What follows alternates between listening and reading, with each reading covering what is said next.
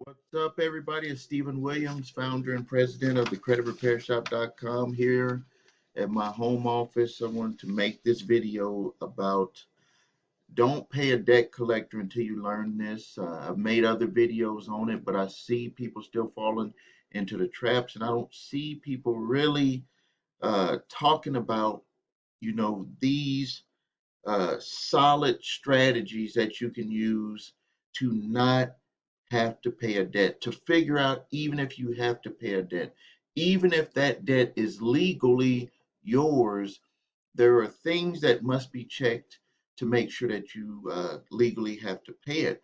And I ran into a client, we're dealing with one right now where when we did these checks that I'm about to talk to you about, they debt collector was coming after them for a debt they could not collect. They legally could not collect on that debt. So the first thing when you get that letter in the mail, they give you 30 days to dispute it.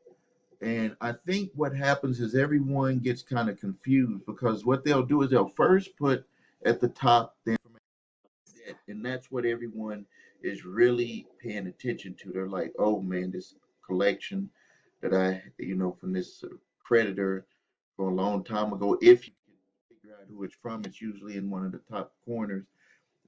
It's yeah, I think I remember owing it, or you maybe don't remember owing that debt to them. So that should be step number one is do you even remember the creditor? Did you actually have an account with that creditor?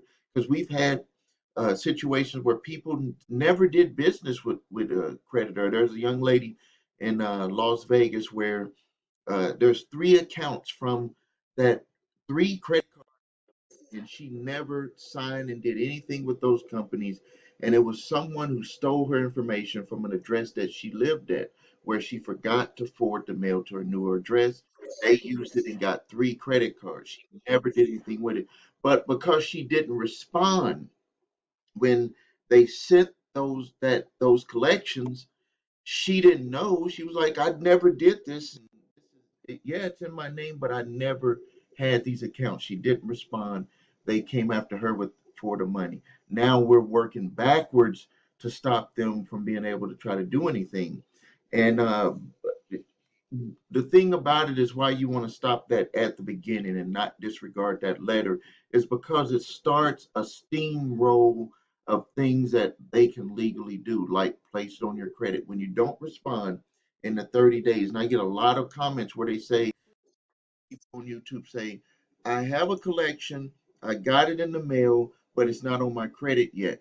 If you don't respond in that 30 days, you legally give them the right to place it on your credit. That's step number one for debt collectors. Is first they have to present you with the opportunity to dispute the debt. If you don't dispute the debt, they get to place it on your credit reports. The reason why they want to place it on your credit reports is to force your hand to be able to make you have to pay. Also, to take it to the next step, which is to take you to court or to just keep applying pressure by hurting you with your credit because you don't want your credit to go down. You don't want the collection to be on there. So it kind of forces your hand to do something. Either you're going to just ignore it and let your credit be bad, or you're going to end up paying it so you can move on. So once you find out if that is your debt, then you move forward to these next steps. If it's not your debt, you need to immediately let them know that you're a victim of ID theft. They'll probably send you some paperwork that you got to fill out, and then you send it back to them, but you make it clear that you are not, it's not you. And some of the times you can let them know, and then they're going to send you their own internal ID theft paperwork, and then that must be filled out and resubmitted to them. You don't always have to do a police report, but almost 99% of the companies will let you go without doing a police report, especially during this pandemic. The next thing that you want to do is, if the debt is yours, is check the statute of limitations on there. I talk a lot about this. You go and you look at your credit reports, and you can get your credit reports from the service that I recommend. You can click the website. The link is up here on the yellow box, the number three scores.com. Get your credit reports. Look at the original charge off date on that debt. when it went bad, the last activity. And then the next thing you need to do, and you can go to my website to check this out, is to look at the statute of limitations for your specific state. It's different for each state. They're all states. Some of them have a 15 years, some of them have as low as 3 years, some of them even 2 years. And we're looking for contract law. When you have a debt with a company or certain services, it's going to be it's going to be under contract law. Now, if it's a cell phone bill or a utility bill, across the board, there's a federal law that states that they can only keep it on your come after you for the money for 2 years. So if you have an old cell phone bill, an old cable bill, anything that's considered utility, internet, stuff like that, can only uh, they can only come after you for it for 2 years. It can stay on your credit reports if you don't do anything about it for 7 years, but you can get it off of there by saying that that's an obsolete account. So once you figure out the statute of limitations, if it's uh, not past statute of limitations, there's another thing that I want you to see before you move forward. And this is a customer in California is actually going through this. She gave me a call. We've been working on this for a little bit. The debt collection company has not responded, but she had a credit card, and the credit card company did what's called a 1099-C debt cancellation. It states it right in the comments on the credit reports, but there's a debt collection company coming after her for the money. We wrote a letter to them months ago saying you're coming after her for money, and it plainly states on the credit reports in the comment section under that account that you're trying to come after her for that the debt was canceled by the original creditor. The word canceled means that they've sent it to the IRS saying that the debt is canceled, and they want the IRS to consider whatever that amount is that you didn't pay as income against your taxes.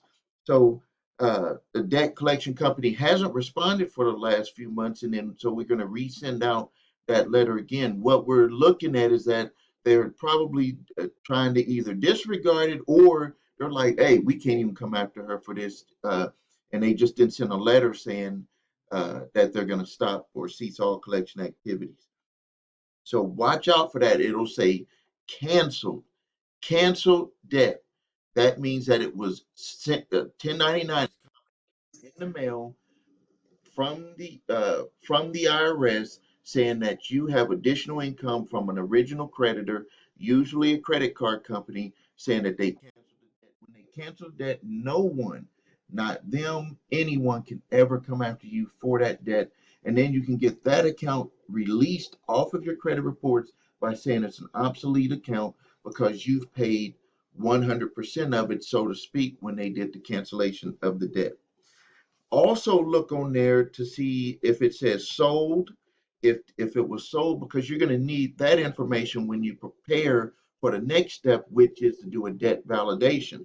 A debt validation is a right that every citizen has according to the Fair Debt Collection Practices Act, where you have a right, regardless if it's a debt that you know you owe or not, you have a right to have that whole entire account reviewed by yourself or an attorney if you have an attorney working for you. And what that entails is the original contract. You want to see what you signed for to make sure you recollect what they are trying to bill you for.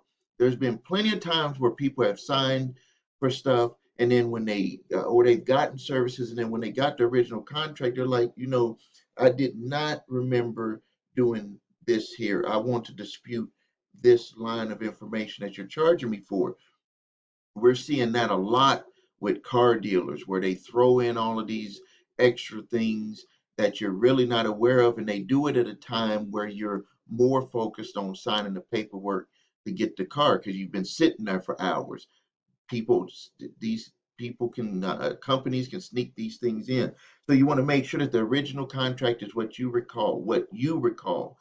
And then the next thing is you want to get all of your payments that you've made, uh, check that against your balances, and then the interest rate disclosures. A lot of people don't know this. With credit card companies, they must disclose the interest rate to you on every bill that they send to you. That is federal law. They have to do it. They also have to tell you the payoff date if you continue paying the minimum payment. They have to disclose that. That is a technicality that can get a debt thrown out in court. And if you know to ask those questions, you know to look for that stuff. They don't expect you to know that, and this is how you build your argument. The next thing is, in when I had told you when you're looking, look if it said that it's sold. You want to look at the relationship between you and the debt collector. Like there's a lot of things that if they don't provide you why you should be speaking with them about this debt, a logical, documented reason. When I did this years ago, I had asked a debt collector okay, I remember having this Citibank card. I never had it a balance for $4,500. I was 18 years old in the United States Army.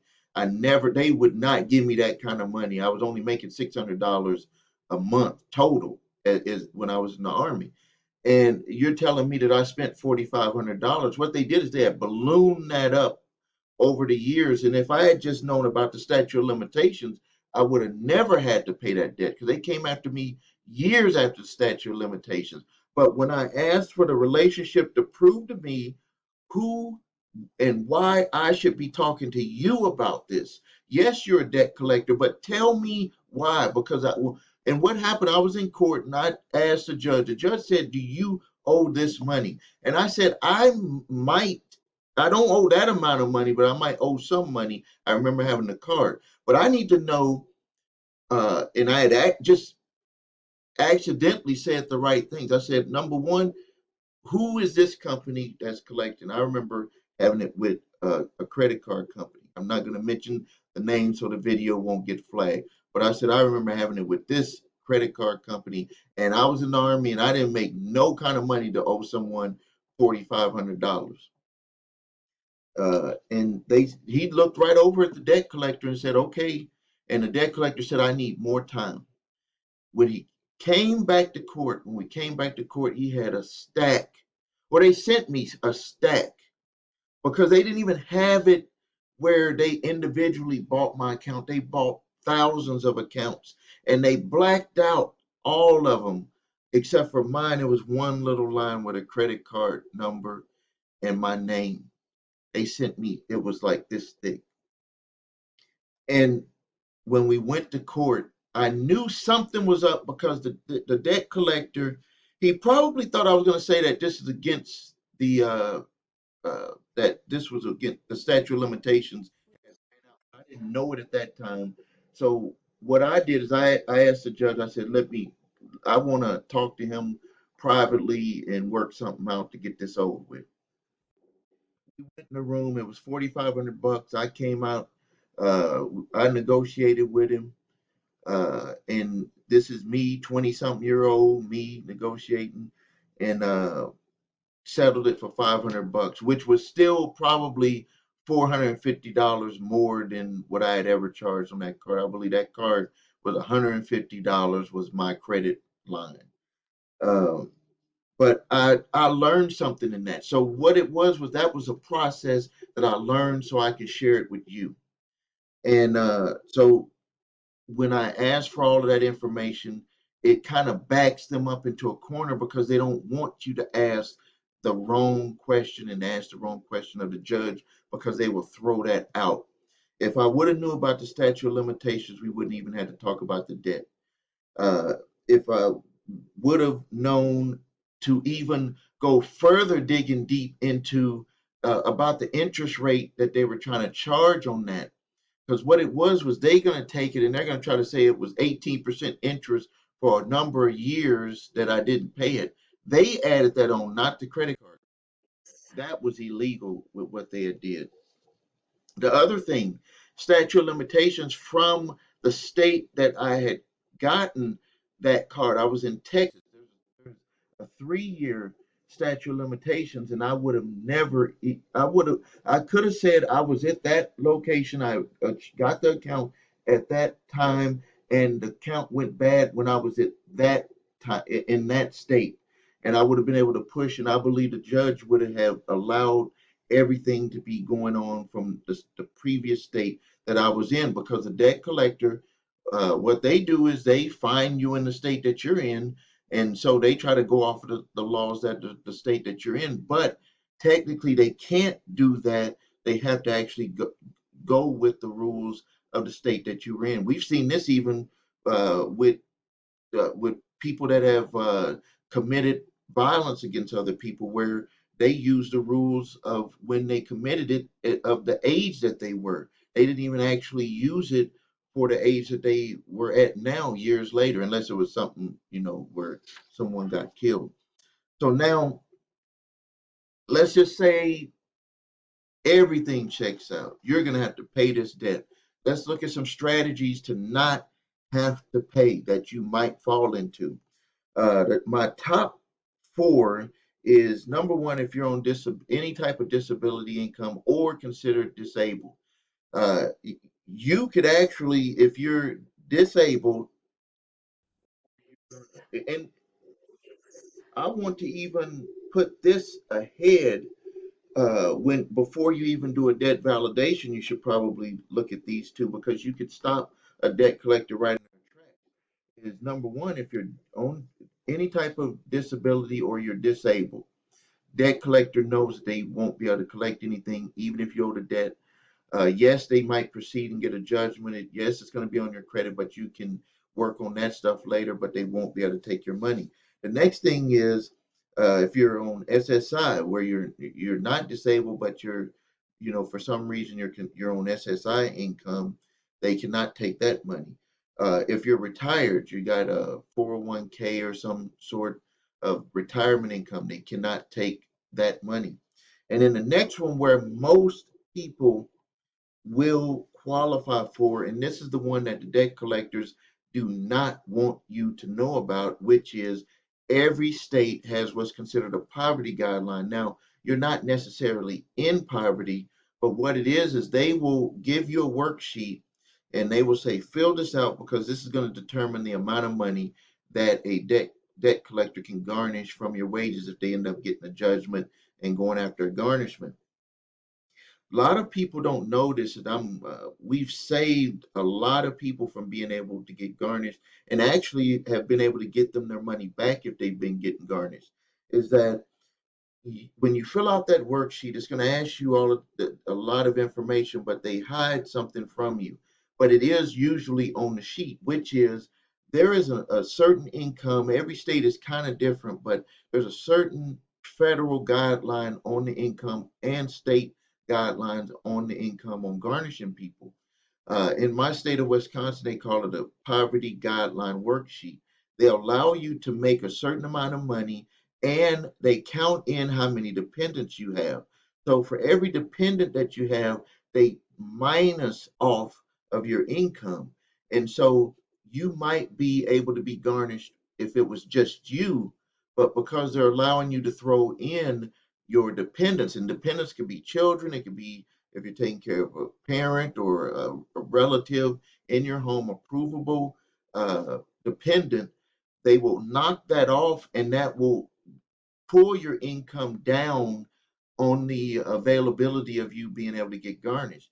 And if you do that worksheet and you look at that poverty guideline uh, sheet, and also, if you do the poverty guideline sheet first, because that's going to be the easiest one. And if you don't qualify on that one, you don't have to worry about the worksheet. You can just notify them that you're under the poverty guideline to be able to be garnished in your state.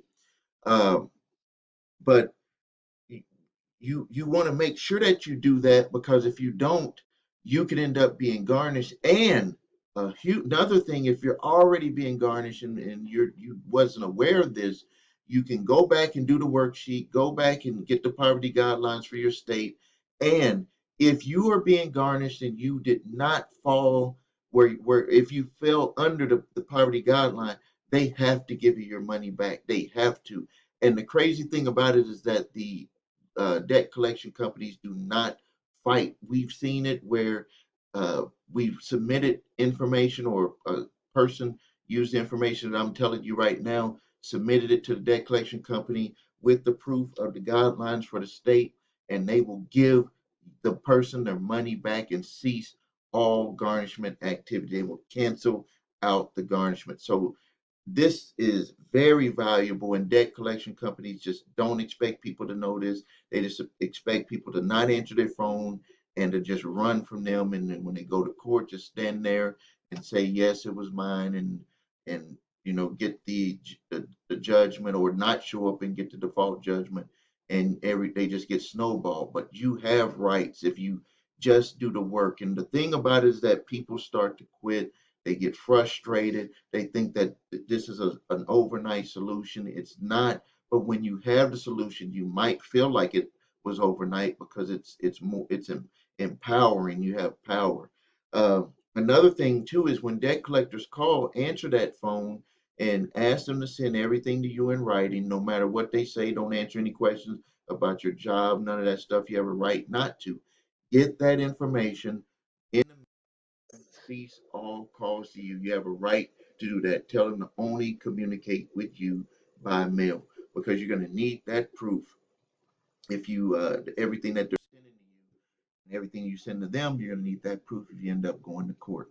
So I'm going to end the video here. This is if you need help with your credit, visit the website. Link is up here below, or up top. One of the ones here. My link's also below the video. Visit the creditrepairshop.com if you need your credit reports and scores. I really appreciate it if you visit my website, your3scores.com. Post your comments and questions. I'll get to them. I try to do a batch of them every night. If I haven't got to yours, please stay patient or watch the videos, because I usually answer the most of the questions that I see a lot. I've answered them in my videos, and I appreciate your time. This is Stephen Williams, founder and president of shop.com. Until next time.